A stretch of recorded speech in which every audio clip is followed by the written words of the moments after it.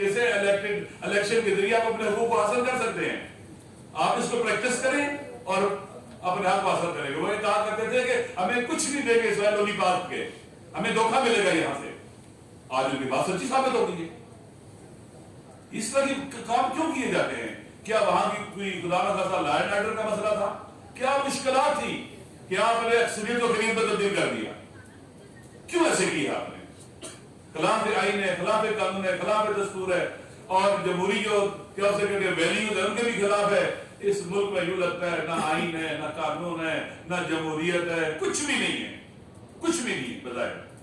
اور پاکستان کی فیڈریشن کو اس سے بہت نقصان پہنچنے کا خطرہ ہے, بہت نقصان پہنچنے کا خطرہ ہے.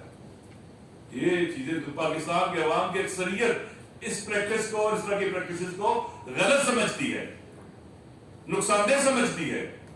لہذا اگر ہوش کے ناخنے لیے جائیں گے تو اس کے بڑے نقصانات ہوں گے. جہاں تک عمران خان صاحب کا تعلق ہے, دیکھیں ابھی حالیہ جو مصالحت ہوئی ہے اس کے نتیجے اس کے کتنے امیدیں ہیں آپ اس سے جو نتائج اخذ ہوتے ہیں؟ دیکھیں آج 4:30 بجے جنگ بند ہو گئی ہے کمپلیٹ سارے علاقوں میں, کل سے شروع ہوئی اور کبھی نا امید نہیں ہونا چاہیے.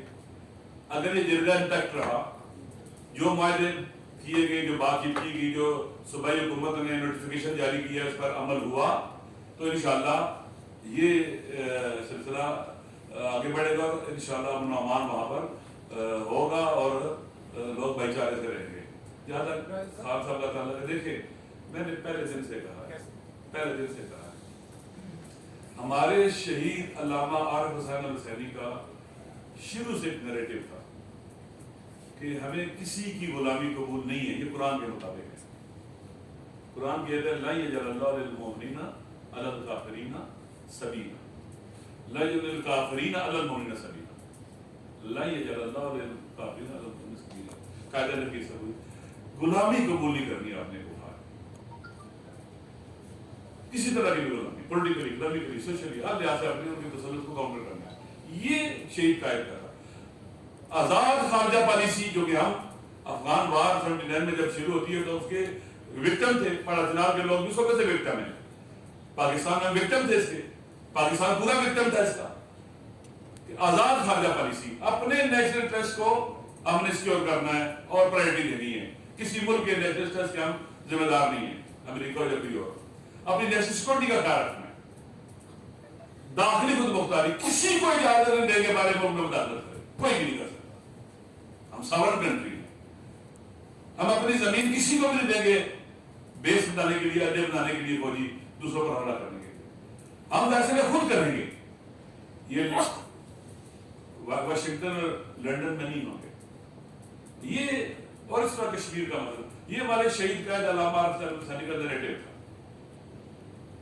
مسلم پاکستان کا نیریٹو تھا. ہمیں مسلم کی پاکستان نہیں چاہیے. یہ پرنسپل ایسے ہیں جن کا خان صاحب نے اعلان کیا, جہاں اس پر کھڑے ہیں.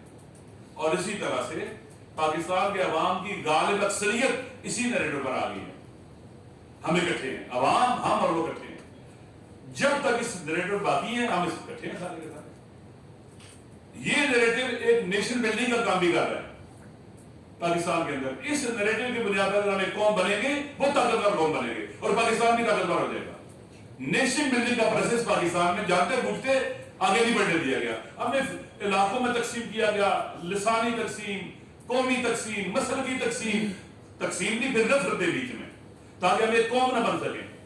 نیشن بلڈنگ کا پروسیس بلڈوز کیا گیا, ظلم کیا گیا. لہذا اس نیریٹو کے تحت ہم ایک قوم بن رہے ہیں, اکٹھے ہیں ہم لوگ الحمدللہ. اور یہ پروسیس آگے بڑھے گا. وہ نفرت کی دیواریں گر رہی ہیں, وہ دوریاں ختم ہو رہی ہیں, ہم ایک ہو رہے ہیں, قریب ہو رہے ہیں اور ایک دوسرے کے دکھ درد فیل کر رہے ہیں. آج پنجاب وہی کھڑا ہے جہاں باقی صوبے کھڑے, ہم اکٹھے ہیں سارے کے ساتھ. لہذا یہ نیشن بلڈنگ کا سفر ہے جو مختلف نشے کو فرا سے گزرے گا اور ہم اس بحران سے ایک طاقتور قوم بن کر نکلیں گے اگر اس نیریٹو پر باقی رہے تو.